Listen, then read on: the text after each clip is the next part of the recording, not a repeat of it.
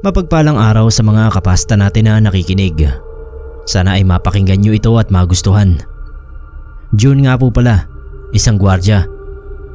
Noong medyo bata-bata pa ako, siguro mga nasa 25 o 26 ako noon. Baguhan pa lang ako noon sa pagiging security guard. Medyo mayabang yung dating ko, Sir Neb. Siguro dala na rin ang kabataan yon. At saka lumaki kasi ako sa lugar namin na payabangan lagi, lalo na sa mga inuman. Nasanay din ako sa ganoong pag-uugali. Kaya naman noong matanggap ako sa isang elementary school bilang sekyu, alam ko nayabangan sa akin yung mga kasama ko doon. Unang linggo ko pa lang ay nagkwento yung isa sa mga matatanda doon na isa raw sa pinaka nakakatakot na lugar sa paaralan ay yung guardhouse sa ika-4 na gate. Sabi nila sa gabi raw ay walang gustong tumambay doon. Nilalak na lang nila yon. Kasi may mga nagpaparamdam daw sa lugar na yon. Kahit siya ay may experience na nakakatakot doon. Siyempre ako nagmayabang. Sabi ko kahit ako ang ilagay nila doon ay hindi ako matatakot. Sabi ko pa dapat sila ang matakot sa akin. Nginitian lang ako ni Manong Romeo, pangalan nung matanda. Sabi niya di ko raw alam ang sinasabi ko. Dagdag pa niya kapag daw nakaya ko na tumagal doon ng isang buong gabi, ibibigay daw niya yung sweldo niya ng 1 kinsena sa akin. Kinagabihan din nung araw na yon, sabi ko doon ako magbabantay. May dala lang akong flashlight at radyo. Medyo madilim na nung nagpasya akong pumunta sa may gate 4. Kahit umaga bihira yung mga dumaraang mga estudyante o guro sa parting yon. Kasi wala halos classroom doon. Puro mga puno at bodega yung matatagpuan. Sa labas ng gate, may malawak na damuhan at naglalakihang puno. Walang nakatira dun. Ayon sa mga narinig ko, lote siya ng isang mayamang pamilya na hindi pa ginagalaw. Habang naglalakad ako, ay ramdam ko na yung malamig na hangin. Pero hindi pa naman ako natatakot. May ilaw naman sa tapat ng guardhouse, pati sa loob. Maliit lang yung guardhouse. 3 tao lang ata yung kasya sa loob nun. Pagpasok ko, napansin ko agad yung alikabok at mga basura. Halatang wala ngang pumapasok sa guardhouse na yon. Nagwalis muna ako, tsaka naupo at pinakiramdaman yung paligid. Sobrang tahimik talaga, Sir Neb. Mga 7 PM, dinaanan ako ni Manong Romeo. Pangiti-ngiti lang. Tinanong niya kung hindi raw ba ako babalik doon sa main gate. Sabi ko hindi. Sabi ko patutunayan ko na walang multo sa gate 4. Sinabihan niya ako ng good luck, sabay alis. 9 PM nung una kong maramdaman na sobrang lumamig yung hangin. Yun bang parang may nag-on ng aircon sa loob ng kwarto. Ganoon yung pakiramdam. Palingon-lingon din ako sa labas kasi parang may tumitingin sa akin na kung sino. Alam ko walang tao doon. Imposibleng meron. Mga bandang 11, nagsimula na yung mga boses. Nung una mahihina lang. Akala ko nga mali lang yung rinig ko. Sabi ko baka ako kaluskus lang ng mga puno. Pero hindi eh. Mga boses talaga. Palakas ng palakas. Boses ng babae. Ang dami nila. Hindi ko gaanong maintindihan yung mga sinasabi nila. Tumayo ako nun. Naglakad sa may gate. Tapos nag-flashlight sa palibot. Wala naman. Naglibot din ako doon sa mga katabing silid. Naisip ko kasi baka pinaglalaruan lang ako ng mga kasama ko. Pero wala rin, Sir Neb. Bago ako bumalik doon sa guardhouse, narinig ko na may tumakbo doon sa labas ng gate. Agad akong umikot. Kung saan-saan tinutok yung flashlight pero wala akong nakita. Naupo ako doon sa monoblock sa loob. Kinakabahan na ako nun. Hindi ko alam na totoo pala yung mga sinasabi ng mga kasama ko. Akala ko kasi panakot lang nila yon sa mga baguhan. Mga 12:00, may mga sumisipol na. Mga sumisigaw na boses. Bawat sipol at sigaw ay gumagapang yung takot sa katawan ko. Ang tanging rason kung bakit ayoko pang bumalik doon sa main gate baka pagtawanan lang ako ng mga kasama ko. Kaya nagtiis na lang ako. Ang tanging nakapagpaalis sa akin ay nung narinig ko na parang papasok na doon sa loob ng guardhouse yung mga boses. Tumayo ako, nagdarasal. Bigla kong naramdaman na may napakalamig na mga daliri na humawak sa batok ko. Napasigaw ako na parang bata. Dinampot ko yung flashlight at yung radyo na dala ko at saka ako maripas pabalik sa gate. Tama nga yung hinala ko. Walang katapusang kantsawan at tawanan ang sumalubong sa akin. Naupo na lang ako sa gilid. Naisip ko rin kasi na deserve ko siguro yon dahil sa kayabangan ko.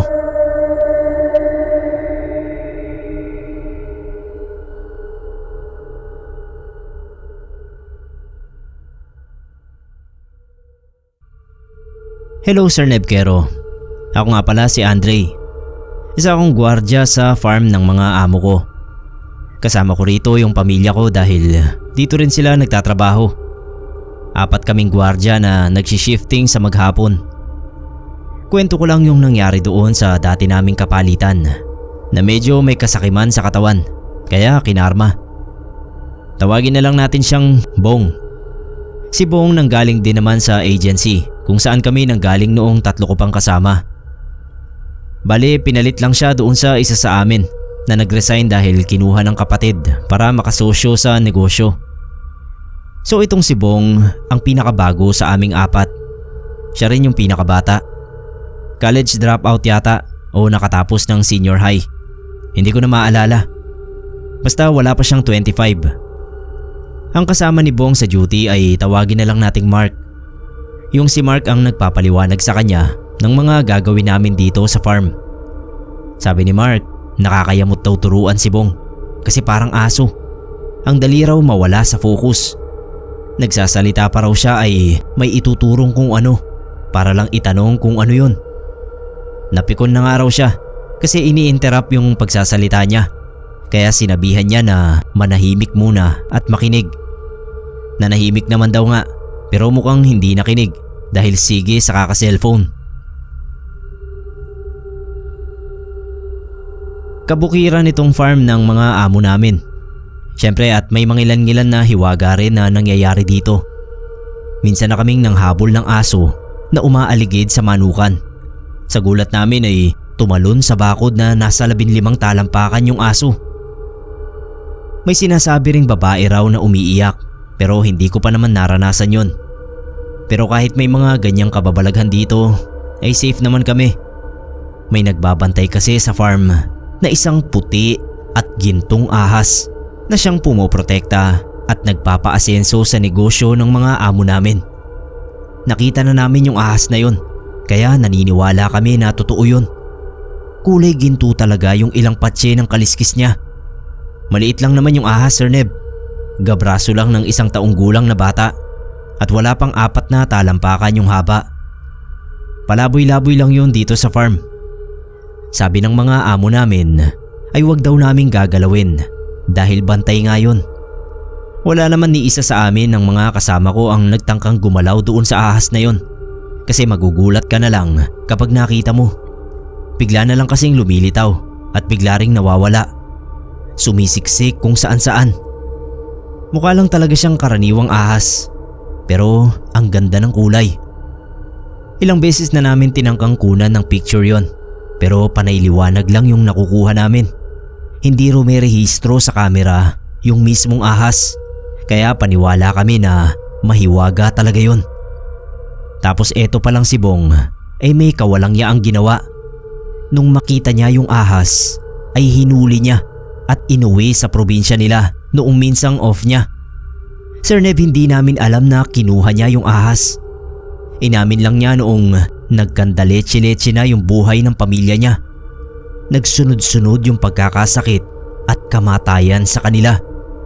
Natatanggal din sa trabaho yung mga kasama niya sa bahay at nag-aaway-away na sila. Binintang nila yun lahat doon sa ahas. Nakagalitan daw siya ng ama niya dahil imbis na swerte at proteksyon ay salot ang binitbit niya.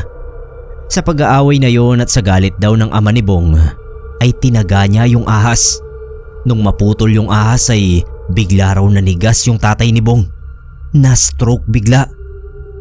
No choice si Bong kundi isuli sa amo namin yung ahas. Nilagay niya sa kahon at iniwan lang niya sa amin sa may gate. Nag-awol na siya mula noon.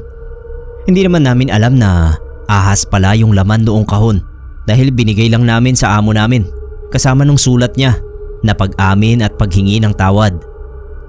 Nung buksan ng amo naming lalaki yung kahon, wala naman yung laman. Wala roon yung putol na katawan ng ahas. Ang sabi lang niya ay hayaan na lang, tapos pinatapon na niya yung kahon.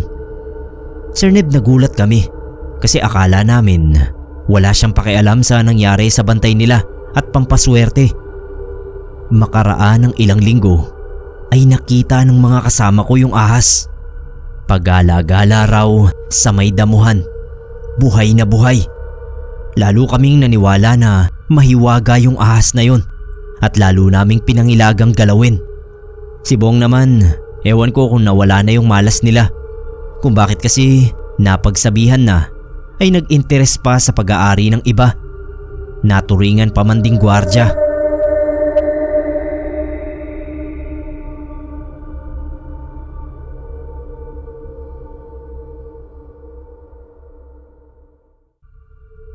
Hi mga kapasta, ako po si Mona, teacher sa high school. Isang dekada na ako sa ganitong karir at masasabi ko namang mahal ko yung trabaho ko. Itong story na ibabahagi ko ay kwento ng tito kong si Tito Abel. Security guard siya sa high school kung saan din ako nagtatrabaho. Pero nauna siya sa akin. Simula 1996 ay doon na siya nagtatrabaho. Mga 2010, na-promote siya bilang head security ng school at hanggang ngayon ay doon pa rin siya nagtatrabaho.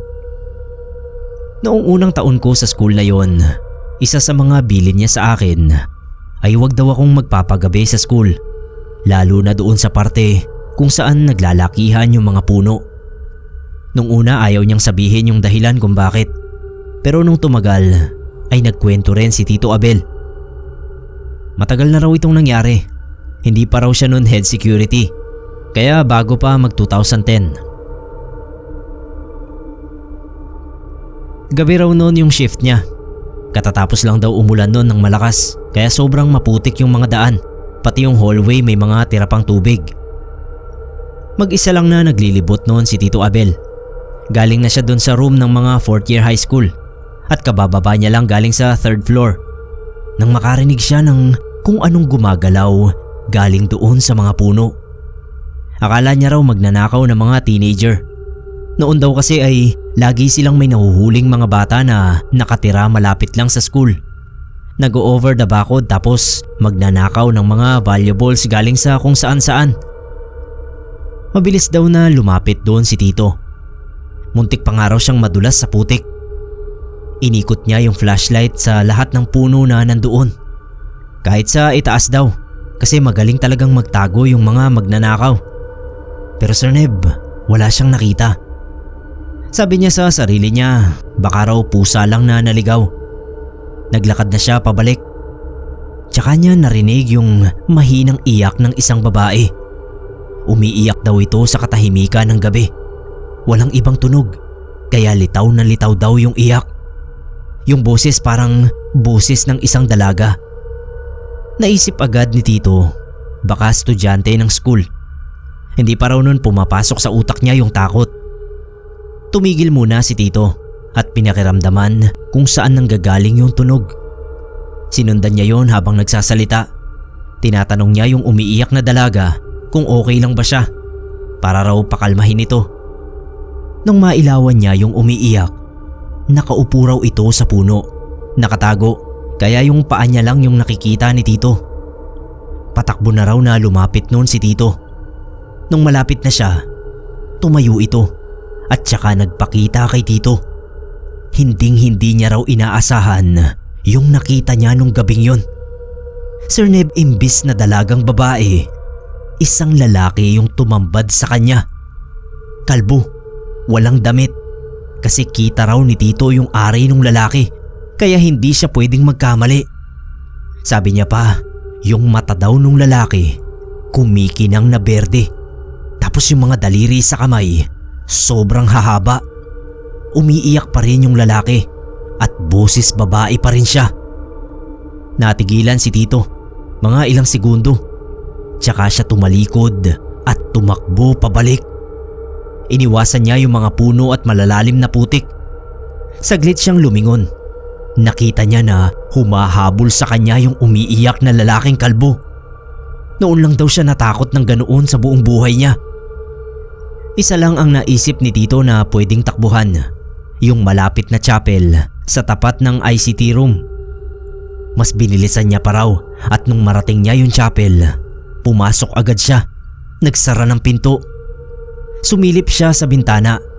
Nakatayo lang doon yung lalaki. Nagmamasid. Ilang saglit pa, umalis din daw at bumalik kung saan siya nanggaling. Kinuwento raw niya yung naranasan niya doon sa mga kasama niya at nagulat siya na hindi lang pala siya nag-iisa. Meron din ibang karanasan yung mga kasama niyang si Q. Sabi ni Tito, Sir Neb, ilang beses niya pa raw nakita yung kalbong lalaking yon. Alam niya na hilig daw nitong tambayan yung parte na yon ng school. Nito lang 2023, unti-unti na rin na pinaputol yung mga puno doon. Sabi sa akin ni Tito, baka yun na raw ang dahilan para hindi na bumalik yung lalaking kalbo na boses babae.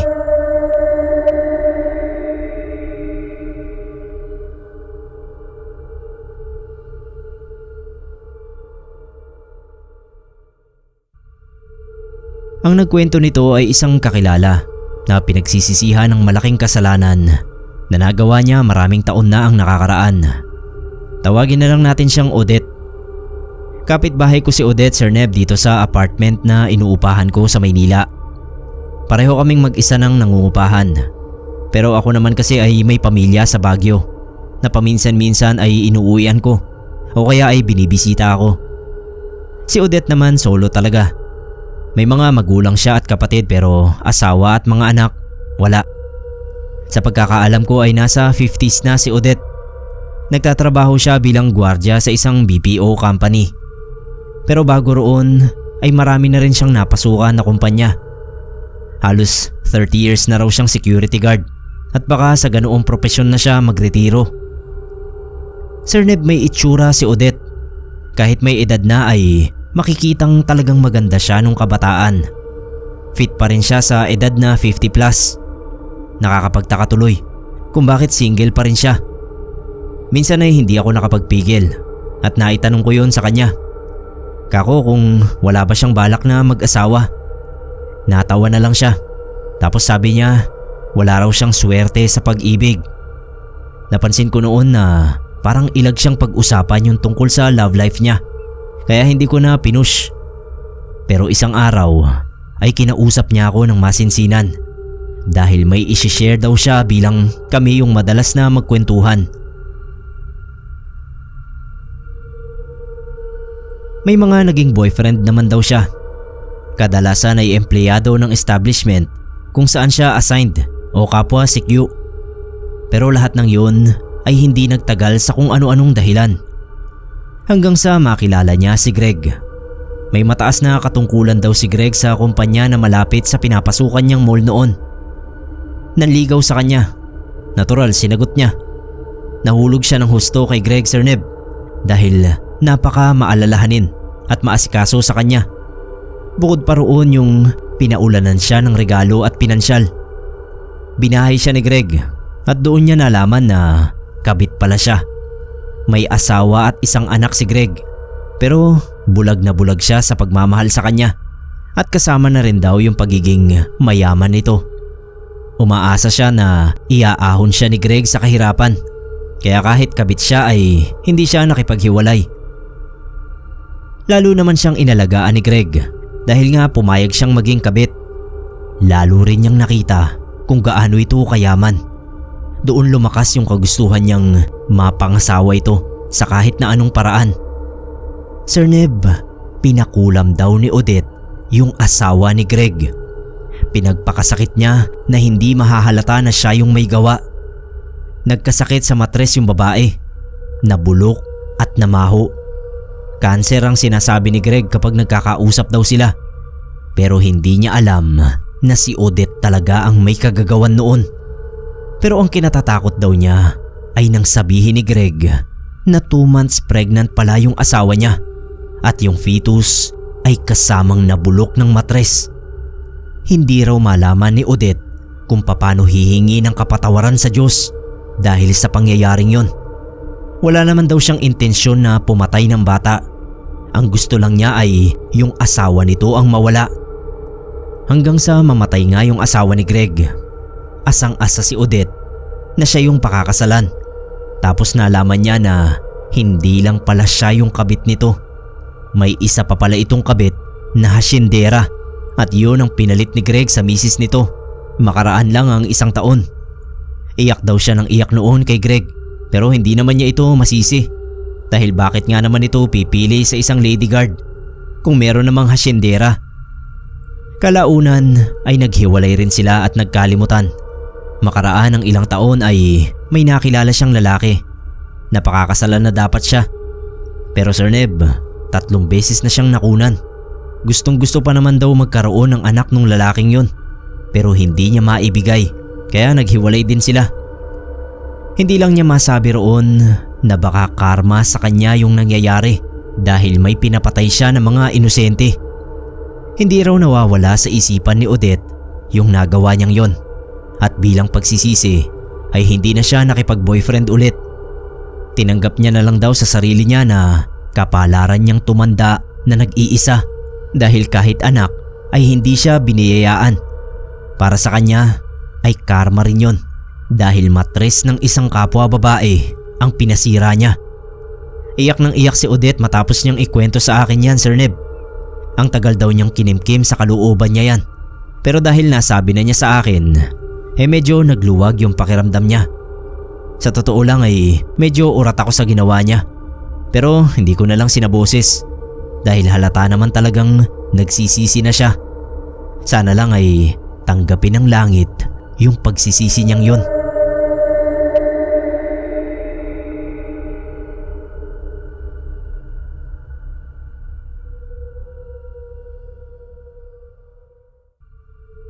Good morning po sa mga nakikinig sa atin. Pagpalain kayong lahat ng Diyos at sana ay matuwa kayo dito sa aking kwento. Ang pangalan ko pala ay Chano, isang businessman. Bale ako yung namamahala ng isang restaurant na pinamana lang din sa akin ng mga magulang ko. As of now, Sir Neb, ay maayos naman ang lahat. Maayos pa rin kahit dumaan yung pandemic. Fan na fan ako nitong channel nyo. Lagi ko itong pinapakinggan na background kapag may ginagawa ako. Paborito ko yung mga aswang stories nyo. Itong ibabahagi ko ay kwento ng empleyado namin sa resto.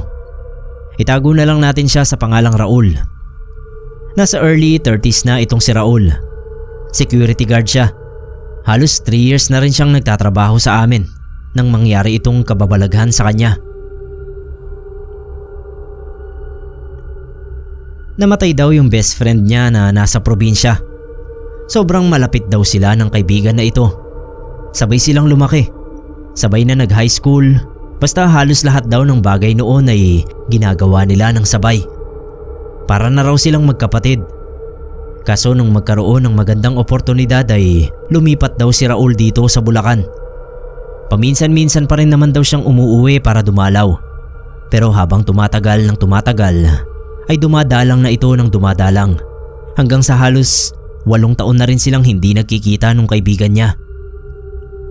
Kaya niya lang daw nalaman ng tungkol sa pagkamatay ng kaibigan niya ay dahil sa text na natanggap galing sa kapatid nito.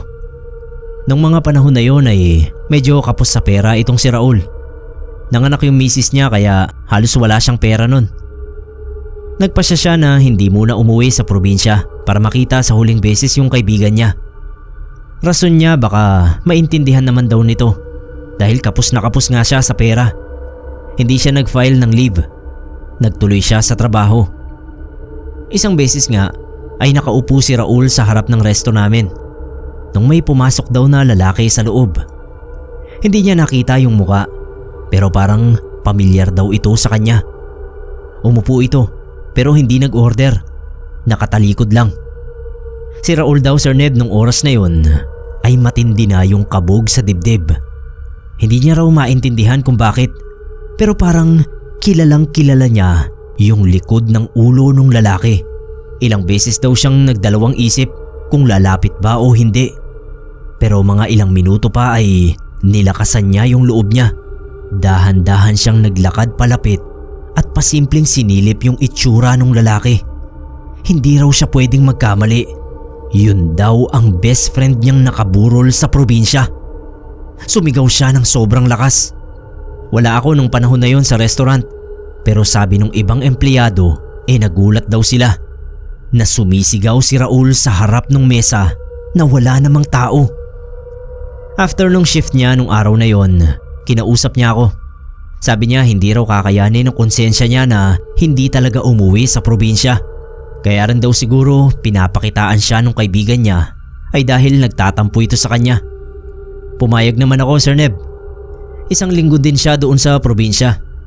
Kwento niya sa akin, ayon dun sa mga kamag-anak, yung mga huling hininga raw pala nung kaibigan niya ay isa siya sa mga hinahanap nito. Sobrang nalungkot daw si Raul nung marinig niya yon, Sir Neb. Nanghihinayang siya dahil hindi na nila nagawang magkita ulit.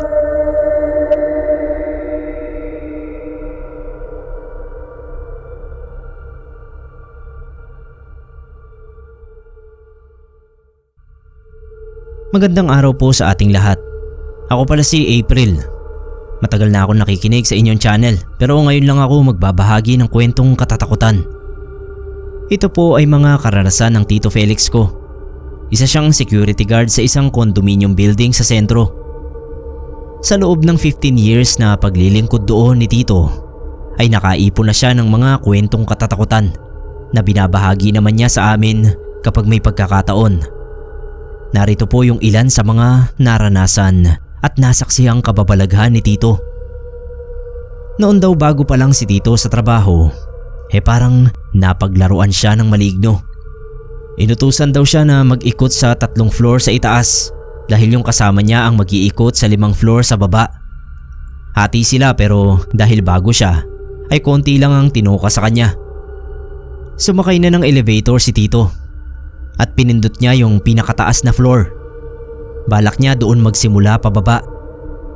Pagdating nga doon sa 8th floor, huminto na yung elevator at lumabas na siya. Nagpalinga-linga siya at napalingon siya sa button ng elevator. Sir Neb, nakaturo yun pataas at nakita niya sa indicator na umaakyat yung elevator. Lumampas na yun ng 10th floor at dire-diretso pa hanggang sa nasa 15th floor na. Nakakapagtaka kasi 8 palapag lang yung building na yon. Hindi gaanong binigyang pansin ni Tito yung tungkol doon. Inisip lang niya na sira o nagloloko yung indicator. Kaya nag-ikot na nga siya. Kaso parang may humihila raw sa kanya doon sa may hagdan at nagpahila naman siya. Pagkita niya sa hagdan ay may nakalagay sa pader ng landing na 8th floor tapos may hagdan pa pataas. Umakyat siya roon sa pag-aakalang sa rooftop ang destinasyon niya. Kaso pagsilip niya sa taas ay 9th floor ang nakita niya. Kinakabahan na niyan si Tito pero dumiretso siya at binuksan yung pinto na naroon. Sumilip lang daw siya at may nakita siyang mahabang labi. Sinara din niya agad yung pinto at tumingala pa sa hagdan. 10th floor naman ang nakita niya sa dulo. Hindi na siya tumuloy at nagmamadaling tumakbo pabalik sa 8th floor. Mag-e-elevator daw sana siya pababa. Pero pagkita niya sa indicator ay nasa 40 plus na yung palapag na naroon. Pataas pa rin ng pataas yung elevator. Naghagdan na lang siya hanggang sa ground floor at hingal na hingal siya. Siyempre kinuwento niya yung nangyari sa kasama niyang gwardya. At ang sabi lang noon sa kanya ay hindi na lang daw pinapansin ang mga ganoong bagay. Kinilabutan daw si Tito at sa isip niya ay mukhang patikim pa lang yun sa kanya. Sir Neb, hindi nga nagkamali si Tito Felix na patikim lang sa kanya ang nangyari. Mula roon ay marami pang sumunod na kababalaghan sa kondo. Minsan daw may tumatawag na residente at nagpapatulong na magbaba ng mga gamit. Nasa ika-4 na palapag daw yung unit at pinapuntahan na lang nila sa isang utility. Kaso ay ayaw raw sumunod sa kanila ng utility dahil wala naman daw nakatira sa unit na sinasabi nila. Tapos doon lang na-realize nila tito na oo nga, wala ngang nakatira sa unit na binanggit noong tumawag. Tinignan daw nila ang caller ID para makumpirma na tama ang pagkakarinig nila sa numero na sinasabi ng tumawag. Kaso pagtingin nga nila ay talagang galing sa unit na binabanggit ang tawag na yon. Nangyari daw uli yung tawag na yon sa mga kasamahan ni tito sa panggabi. Sabi ay may tumawag mula sa parehong unit at ang sabi ay kailangan ng tulong para magbaba ng gamit. Alam na ng mga guard na wala ngang nakatira doon. Hindi na lang nila pinansin yung tawag. Sinumbong nila sa building manager yung nangyayari at pinaaalis daw noon yung telepono sa nasabing unit. Hanggang ngayon, sabi ni Tito Felix, ay hindi na pinaupahan o binenta yung unit na yon. Hindi nila alam kung bakit may tawag ng tawag doon kahit walang tao. Wala naman daw krimen o anuman na nangyari doon. Marami pang kwento si Tito Felix, Sir Neb. Pero sa palagay ko ay ang mga yan ang pinaka nakakakilabot. Sana po ay mapili nyo itong ilabas sa inyong channel. Maraming salamat po at more power sa inyo.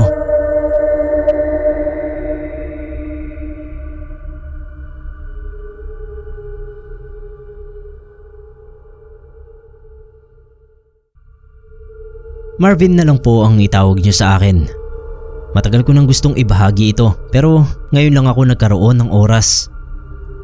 Noong sa isang BPO company pa ako nagtatrabaho, sikat na sikat sa kumpanya namin yung tungkol kay Jenny. Kung sa ibang kumpanya, Junjun ang tawag nila sa multong bata na laging nagpapakita sa mga agent. Sa amin, Jenny. Batang babae kasi. Sabi nung ilang kasama kong si Q, madalas daw na makipaglaro itong si Jenny sa mga oras na 1:00 hanggang 4:00 ng madaling araw. Ito raw yung oras kung kailan ito pinakaaktibo. Noong unang taon ko sa trabaho, sabi ko baka gawa-gawa lang yung kwento ni Jenny. Sa unang taon ko kasi ay hindi ko man lang naramdaman yung presensya ni Jenny. Palagi naman ako noon na night shift ang trabaho. Madalas akong maglakad sa mga hallway. At minsan din ay sa sleeping quarters ako nadedestino. Pero ni minsan ay wala akong nakitang multo ng bata.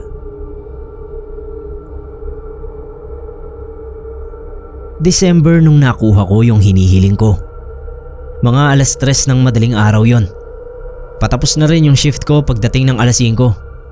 Napagpasyahan kong pumunta sa pantry at umorder ng makakain para pag out ko di ko na kailangan pang mag-almusal. Habang naglalakad ako papunta doon, nakita ko na bukas yung pinto ng recreation room.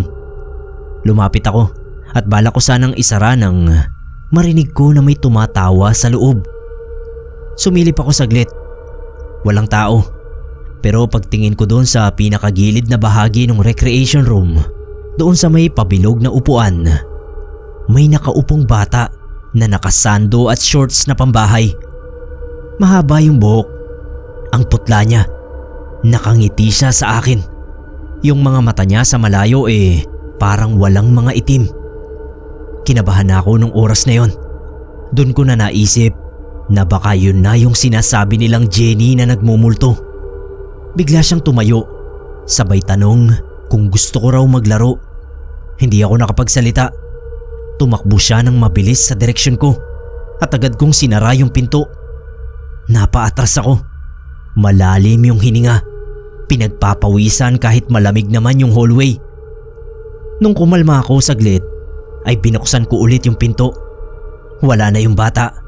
Naglahong parang bula. Simula nun, naging normal na experience na lang sa akin ang makita yung batang yun sa trabaho. Minsan tumatakbo sa mga hallway, sa banyo, sa recreation room. Hindi naman siya nananakit, Sir Neb. Gusto niya lang talagang makipaglaro. Kung ano man ang nangyari sa batang yon at kung bakit nagmumulto pa rin siya hanggang ngayon, sana dumating din ang panahon na makatawid na siya sa kabilang buhay at matahimik na.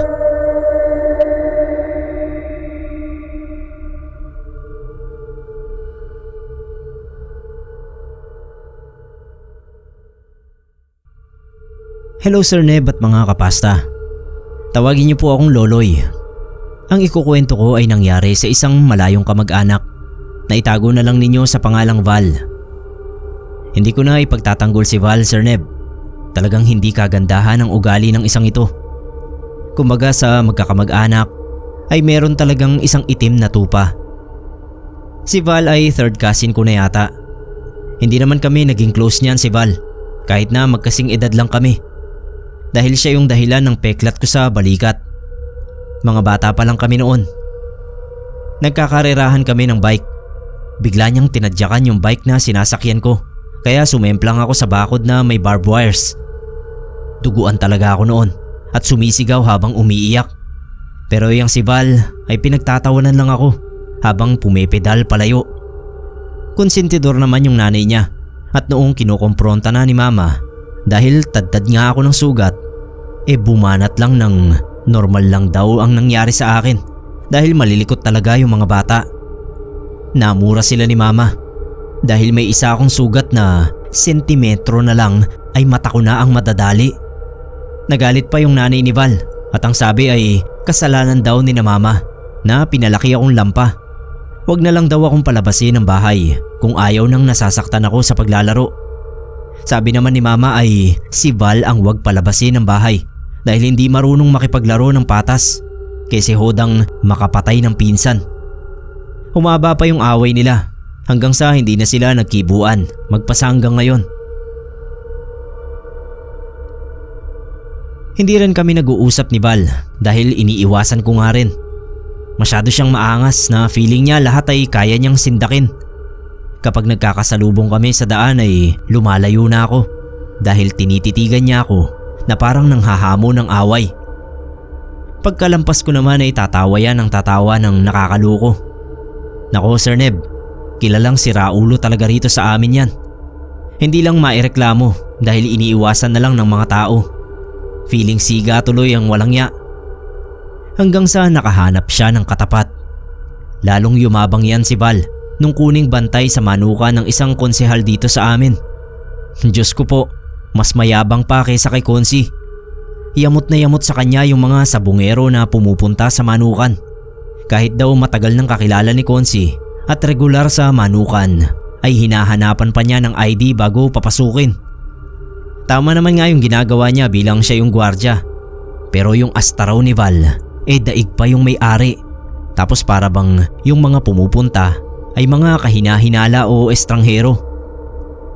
May na bad trip ng husto sa kanya na ang naging sagot sa kayabangan niya ay pagkakuba at pagkurba ng mga daliri sa paa at kamay. Para siyang may gout dahil sa pagkakabaluktot at paglobo ng mga daliri niya. Noong una nga ay yun ang inakalang dahilan ng nangyari sa kanya. Hindi naman ganoon kayaman si Val. Imbis na sa doktor ay sa albularyo siya dinala. Sabi ay may kumulam daw sa kanya. Pinahihirapan siya dahil sa kayabangan.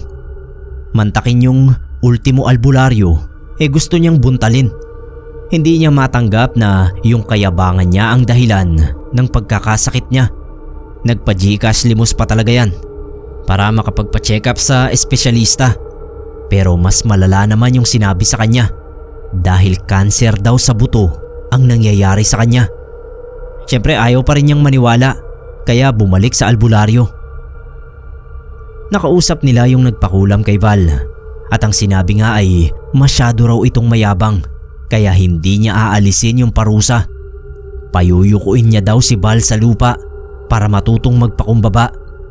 Ewan ko Sir Neb kung talagang malakas yung namamarusa o yamot lang din yung albularyo kay Val. Kaya ang sabi ay hindi raw nito kaya ang nagpapakulam sa kanya. Tinulungan naman ni Konsi si Val.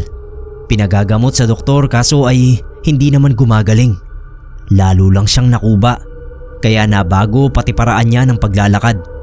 Nakaluhod na siya at gumagapang. Yung mga daliri daw niya ay sobrang kirot kapag nadidiinan. Kaya laging nakasuot ng medyas na may foam yung mga kamay niya, pati na rin sa paa. Sa itsura niya ngayon ay talagang nakayuko na nga siya sa lupa. Nawalan na ng trabaho si Val dahil sa sitwasyon niya. Panay utang na nga sila tapos kailan lang ay nag-message request sa akin. Nagsusuri sa mga ginawa niya at nagsasabi kung pwede raw makahingi ng tulong. Binasa ko lang, Sir Neb, pero hindi ko inaccept. Para sa akin, deserve lang niya ang nangyayari sa kanya. Mula pagkabata hanggang magbinata kami ay ubod siya ng salbahe sa akin. Ang kapal niya na humingi ng tulong ngayon. Update ko na lang kayo kung gagaling pa si Val. Pero sa ngayon, Sir Neb, sana ay natuto siya na maging mabuting tao.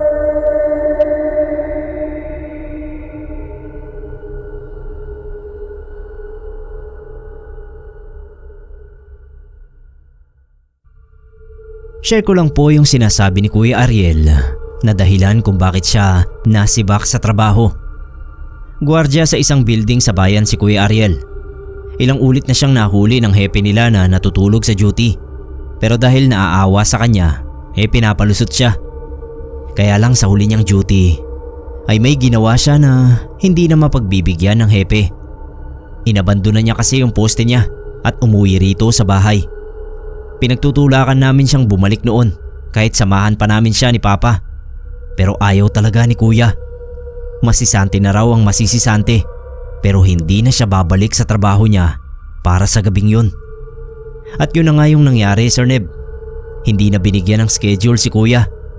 Galit na galit sa kanya si Papa dahil hindi rin naman nga biro yung gasto sa pag-a-apply bilang gwardya. Tapos ay gaganunin lang ni Kuya Ariel. Ilang linggo talaga siyang nakatikim ng sermon kay Papa at pagpapasaring mula kay Mama. Pero lahat yun ay tiniis ni Kuya. Mas ginusto pa niyang umextra sa construction kaysa subukan muling makiusap sa hepe ng agency nila. Ayaw na raw talaga niyang maging gwardya kahit pa sa araw on duty. At ang dahilan ng pag-alis ni Kuya Ariel sa poste niya ay eto na nga. Mabait masyado yung hepe ni Kuya dahil kahit nahuhuli siya noon na natutulog ay pinagbibigyan siya. Sa iba siguro ay suspendido na sana siya. Naaawa nga raw kasi yung hepe sa kanya dahil mukha lang daw siyang high school. Isa pa, kahit antukin si Kuya ay hindi naman siya na-late o umabsent sa trabaho. Pero sa isang malaking pagkakamali nga niya ay naubos yung pasensya sa kanya ni hepe. Gabi noon, mag-isa lang na naka-duty si Kuya. Kaya naman kasi ng kahit isang bantay lang yung buong building. Hindi naman kasi yun ganoon kalawak at 3 palapag lang. May upuan lang sa labas para pahingahan ng gwardya. Nakaupo raw doon si Kuya. Patayo-tayo siya para mawala yung antok niya. Nakakaantok naman daw kasi yung kinaroroonan niya dahil wala nang katao-tao pagsapit ng gabi. Bandang likod na kasi ng palengke yung building kaya patay na lugar talaga kapag gabi na. Nahihiya naman daw kasi siya na mahuli na naman na natutulog kaya pinaglabanan talaga niya yung antok. Nag-stretching pa raw siya. Niliyad-liyad yung katawan niya at inikot-ikot yung leeg niya. Sa ganoon daw niya nakita yung babaeng lumulutang sa ere. Hindi raw niya alam kung nakasuot ng damit. Pero kitang-kita niya na nakalutang yung babae ng halos kasing taas ng poste ng kuryente. Dahil napakaputi raw ng muka at mga braso noon. Palinga-linga raw yung babae habang nakatayong lumulutang ng napakataas. Dahan-dahan daw umatras si Kuya hanggang sa nakapagtago siya sa gilid ng building. Nakita raw niya na dahan-dahan bumababa yung paglutang noong babae. Pagkatapos ay gumawa ito ng kakaibang tunog na para daw umaangil na pusa. Yung bang tipo ng angil na malalim ang boses at parang nakakabigkas daw ng salita. Nanginginig daw yung katawan ni Kuya at nanlalamig. Hindi niya alam kung anong gagawin kundi panoorin na lang yung babae hanggang sa makababa na ito sa lupa. Paglapat daw ng mga paa noon sa lupa ay dahan-dahan pang yumuko hanggang sa halos nakadapa na sa lupa na parang butiki. Laking gulat ni Kuya nung lumiit yung katawan noong babae hanggang sa naging asong kulay brown. Wala raw buntot yung asong yun at bahagyang nakataas yung pitan. Naupo raw yun sa tapat ng poste kaya kitang-kita lalo ni Kuya dahil sa liwanag. Yung ibang mga aso raw na napapadaan ay bumabalik sa pinanggalingan nila kapag nakikita yung babaeng naging aso. Palinga-linga pa rin daw yun na parang may hinahanap. hanggang sa dumako yung paningin niya sa building kung saan nagtatago si kuya. Nanlaki yung mga mata niya nung tumayo yung aso at naglakad papalapit sa poste niya. Doon na raw kumaripas ng takbo si kuya. Umiiyak daw siya habang tumatakbo. Hindi siya lumilingon sa likod hanggang sa makarating sa amin. Nagulat nga kami kasi 2:00 ng madaling araw ay may kumakalabog. Yun pala ay si kuya na. Hindi magkaintindihan kung paano ikakandado ng mabuti yung mga pinto at bintana dahil baka nasundan daw siya ng aswang. Doon na nga siya nagkwento sa amin nang nasaksihan niya. Galit na galit talaga si Papa at halos ipagtulakan siya sa labas. Baka raw kasi makasuhan pa si kuya dahil sa ginawa niya. Naawa nga ako, Sir Neb, kasi parang hindi naniniwala sina Mama at Papa sa kanya. Pero kung makikita mo yung itsura ni kuya nung gabing yun, siguradong hindi mo pagdududahan na talagang may kinatatakutan siya.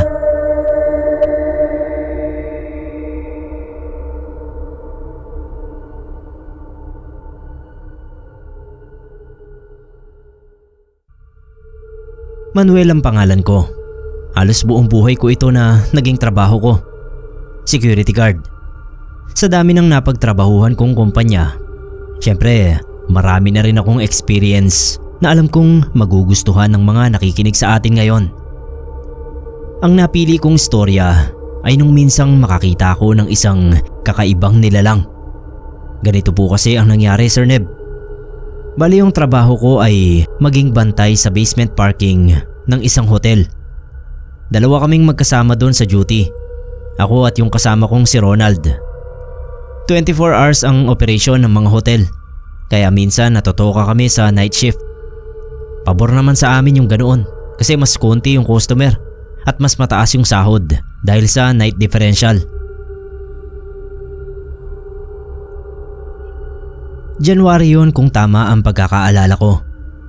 Nakaupo ako sa desk nang may pumasok na itim na sasakyan. Umikot at nagpark sa may parting likuran kung saan ako nakapwesto. Imbis na lingunin yung kotse, tumingin na lang ako doon sa malaking salamin na nakasabit para hindi na ako umikot pa. Bumukas yung pinto ng sasakyan. Narinig ko yung mga yapak ng sapatos. Pero Sir Neb, wala akong nakitang tao sa salamin. Nagtaka ako. Kinusot ko yung mga mata ko tapos tumingin ako ulit. Wala talaga. Doon na ako nagpasyang umikot. Muntik na akong mapamura nung makita ko na malapit na pala sa akin yung naglalakad na lalaki. Ang taas niya, siguro lampas 6-footer yun. Nakadamit puti at slacks na itim. Sobrang putla rin niya. Para siyang naglagay ng sangkaterbang whitening cream sa muka. Medyo matanda na rin yung itsura niya. Mga nasa 50 anyos na siguro dahil sa mga kulubot sa mukha niya. Bago makapasok yung lalaki sa hotel, sumilip ulit ako sa salamin. Sir Neb, wala talaga siyang refleksyon. Naghintay ako na bumalik ulit yung lalaki. Halos 1 oras din. Kung ano-ano yung pumasok sa utak ko na dahilan kung bakit wala siyang refleksyon. Aswang, engkanto, kaluluwa. Nung lumabas ulit yung lalaki, nakataas na yung manggas ng polo shirt niya. Tapos napansin ko rin na para bang mas bumata siyang tignan. Nawala yung mga kulubot niya sa muka. Tumingin ako sa salamin. Sabi ko baka namalikmata lang ako kanina. Pero Sir Neb, wala pa rin siyang refleksyon. Nung dumaan siya sa upuan ko, sobrang lansa ng amoy niya. Ewan ko ba kung saan nanggaling yung amoy na yun. Nilingon ko ulit siya at napansin ko na may konting mancha doon sa damit niya. Parang natapon na toyo o anuman. Umalis na yung lalaki, sakay nung kotse niya. Ako naman naiwan ng hindi alam kung ano ba yung nakita ko. Bago ako mag-out sa trabaho, nalaman ko na isa sa mga kwarto doon sa hotel ang may natagpo ang patay na babae. Dumating yung mga pulis mga 5:00 ng umaga. Ang sabi ng mga nakakita, sobrang putla raw ng babae nung matagpuan nila. Parang may humigop ng dugo sa buong katawan niya. Nung marinig ko yun, halos nawala rin yung dugo sa buong katawan ko. naisip ko yung lalaking walang refleksyon. Nagkaroon ng investigasyon pero hindi nila nahanap yung lalaki na kasama nung babaeng nag-check-in. Peke yung mga impormasyon na pinrovide niya. Pati yung sasakyan niya hindi na trace. Sa ngayon Sir Neb, hindi na ako sa hotel na yun nagtatrabaho. Natanggap ako sa isang bake shop na pang umaga lang. Buti dito, mga normal na tao ang pwedeng makasalamuha ko sa umaga.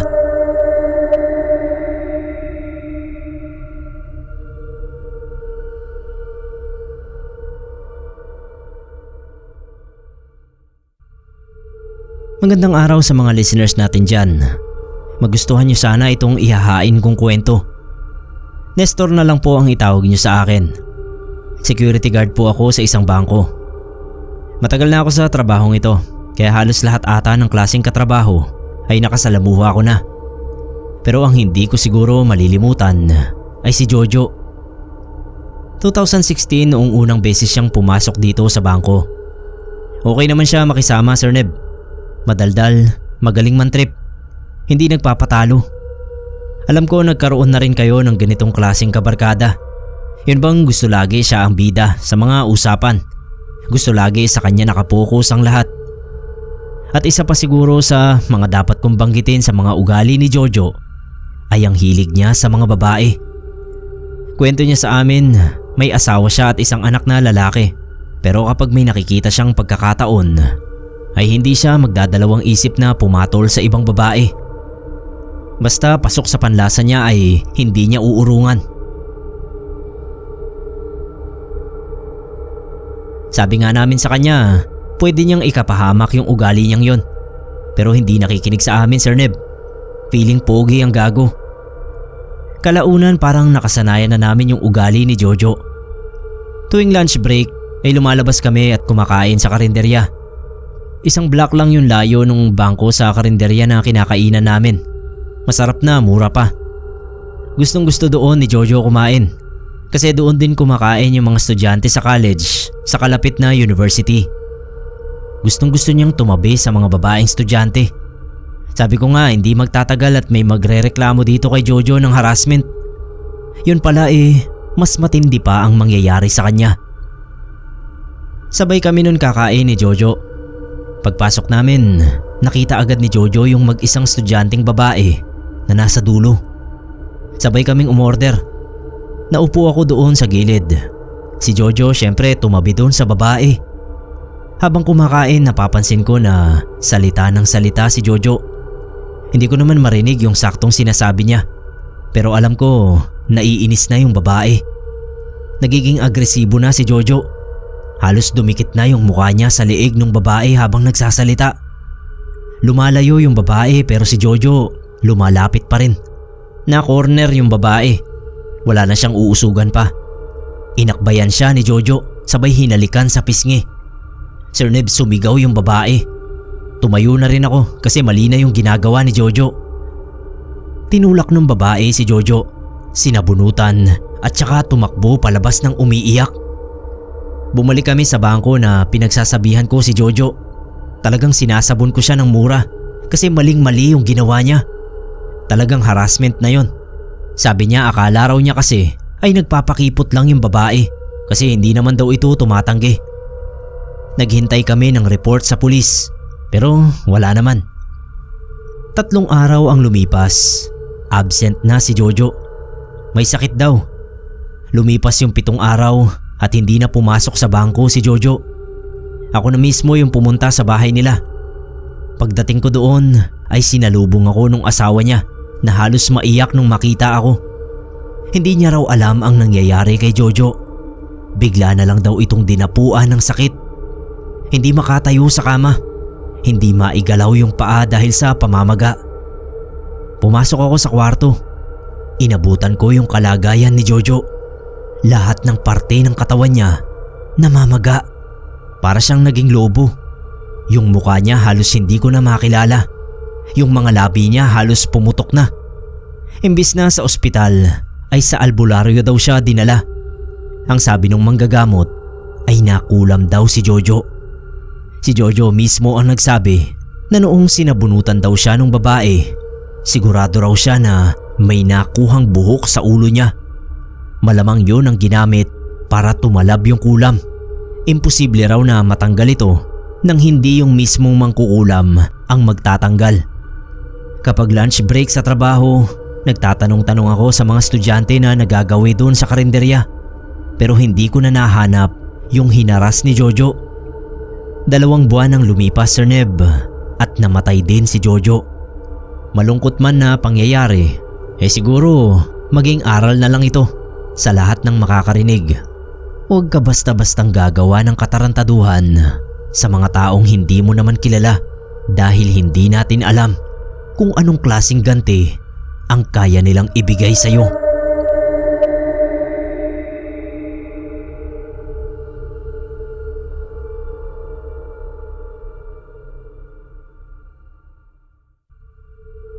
Nakituloy ako sa kondo ng isang kamag-anak noong pandemic. Pinatupad kasi yung quarantine noong nasa Maynila pa kami ng anak kong bunso. May binili lang kami noon sa Maynila at bumisita sa kamag-anak namin na si Sandy na siyang ang nakatira sa kondo. Ilang araw lang dapat ang stay namin doon, Sir Neb, tapos ay babalik na kami ng Cebu. Sinulit namin yung pamamasyal dahil bihira naman kaming makapunta sa Maynila. Ang kaso ay ayun na nga, naipit na kami sa quarantine. Kaya yung ilang araw na bakasyon may inabot ng ilang buwan. Nakakahiya nga kay Sandy, pero buti na lang at mabait siya. Salamat nga rin daw at may nakasama siya sa ilang buwan na quarantine. Baka raw kasi masiraan siya ng ulo kung mag-isa lang siya sa kondo sa loob ng ilang buwan. Ang kwentong katatakutan na naranasan ko sa kondo ni Sandy ay may kinalaman sa isang lalaki na kung tawagin niya at ng iba pa raw na naninirahan doon ay Kuya Guard. Ang pwesto niya ay sa hagdan ng fire exit at noong una ay hindi ko pa alam kung bakit. Sinabi lang ni Sandy yung tungkol kay Kuya Guard dahil nalaman niya na nagja-jogging ako tuwing umaga noon sa Cebu. Since wala akong matatakbuhan sa kondo niya ay doon ako sa fire exit. Nag-aakyat panaog lang ako doon. Kung tutuusin ay magandang form of exercise yon kumpara sa pagja-jogging lang. Nung malaman ni Sandy na ganoon ang exercise ko, ay nagtanong agad siya kung may nakikita akong lalaki sa fire exit. Bandang 8th floor daw. Umuo ako dahil nakikita ko naman talaga roon yung lalaki. Pero minsan lang. Nakatayo lang siya sa may landing at nakatingin sa salamin na dingding na parang may pinapanood sa labas. Hindi naman siya nakakaistorbo dahil malaki naman yung hagdan, kaya hindi ko na lang siya pinapansin. Minsan-minsan, Sir Neb, ay binabati ko siya ng good morning, pero ni minsan ay hindi siya sumagot. Gulat na gulat si Sandy sa sinabi ko. Tinanong niya kung wala raw ba akong napapansin doon sa lalaki na tinawag nga niyang Kuya Guard. Sabi ko wala naman. Tapos dinugtong ko pa na kaya pala nakatayo lang doon yung lalaki dahil si Q. Halos sungal-ngalin na ako ni Sandy at parang tangang-tanga siya sa akin. Paulit-ulit niyang tinanong kung wala raw ba akong napapansin doon kay Kuya Guard. Di wala ka ako. Tapos ako naman yung nagtanong kung ano bang dapat mapansin ko. Sir Neb, imbis na sumagot ay may follow-up question si Sandy. Ilang beses ko na raw nakita si Kuya Guard. Kako hindi ko na matandaan pero bibihira lang naman. Sabi ba naman niya, ang tanga-tanga ko raw. Sa ilang beses kong nakita si Kuya Guard ay hindi raw ba ako nagtaka na nakatingin lang siya lagi sa labas. Hindi ka ako kasi wala naman akong pakialam. Hindi naman kasi kami nagpapansinan. Tumawa ng tumawa si Sandy at ang sabi ay natural lang na hindi ako pansinin ni Kuya Guard dahil multo na lang ito. Tenant daw yun na natagpo ang patay doon sa 8th floor. Doon mismo sa kinatatayuan niya parati. Nakalupasay at parang inatake sa puso. Nabansagan lang daw yun na Kuya Guard dahil may isang tenant na nag-akala na gwardiya ito at nag-i-inspeksyon sa fire exit. Pero ang totoo raw ay hindi naman talaga siya guard. Parang pang-guard lang talaga yung suot niyang uniform. Parang nagtayuan lahat ng balahibo ko sa batok noon, Sir Neb, dahil sa sinabi ni Sandy. Pinaghahampas ko nga. Hindi ba naman agad sinabi sa akin na may ganoon pala sa kondo nila? Ilang beses pala akong nagkaroon ng close encounter sa isang multo. Nakakapangilabot. Tawa ng tawa si Sandy. Hindi naman daw niya in-expect na gagawin kong park yung fire exit at doon pa ako magja-jogging. Kasalanan ko rin daw kasi sa kawalan ko ng pake ay hindi na ako nagtatanong o nagtataka man lang kung sino yung lalaking laging nakatambay sa fire exit. Ang tanga ko rin sa part na hindi ako nagtataka kung bakit lagi siyang nakatingin sa labas. Para sa akin kasi Sir Neb, ano bang pakialam ko sa trip niya? Minsan kasi dapat pinapairal din yung pagiging marites. Tinigilan ko na yung pagja-jogging sa hagdan pagkatapos noon. Pwede pa naman akong tumakbo-takbo sa hagdan kasi nasa ikalimang palapag naman yung unit ni Sandy. Pero ayoko na kasi baka maisipan ni Kuya Guard na sumabay sa akin. Ang resulta tuloy ay tumaba ako ng husto dahil sa kawalan ng exercise. Kasalanan yan ni Kuya Guard.